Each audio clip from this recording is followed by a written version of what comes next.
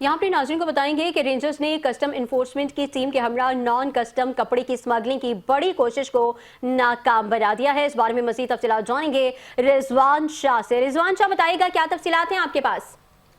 ये बिल्कुल देखिए, शहजादी पाकिस्तान रेंजर्स और कस्टम इन्फोर्समेंट ने खुफिया मालूमात की बुनियाद पर मुश्तरका कार्रवाई करते हुए कराची के इलाके सर सैयद रोड से भारी मिकदार में नॉन कस्टम कपड़ा बरामद कर लिया है। इस हवाले से रेंजर तर्जमान का कहना है कि बरामद शुदा कपड़ा गोदामों में छुपाया गया था।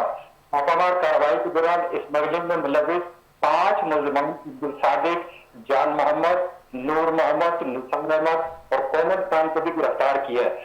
इस हवाले से तर्जमान का मजीद कहना है कि जो गिरफ्तार मुलजमान है उनके कब्जे से 6 मोबाइल फोन और नकदी भी बरामद किए, जबकि बरामद शुदा नॉन कस्टम पैड कपड़ा जो कि 22 नजर सड़कों और एक कंटेनर में भरकर मजीद कानूनी कार्रवाई के लिए कस्टम काम के हवाले कर दिया है। इस हवाले से रेंजर्स नजमान का मजीद कहना है कि कराची में जहां भी जराइम पेशा सरगर्मियां होंगी तो वहां पे रेंजर्स जो है उनकी सरखूबी के लिए मौजूद होगी। जी, बहुत शुक्रिया रिजवान शाह, हमें तफसीलात से आगाह कर रहे थे।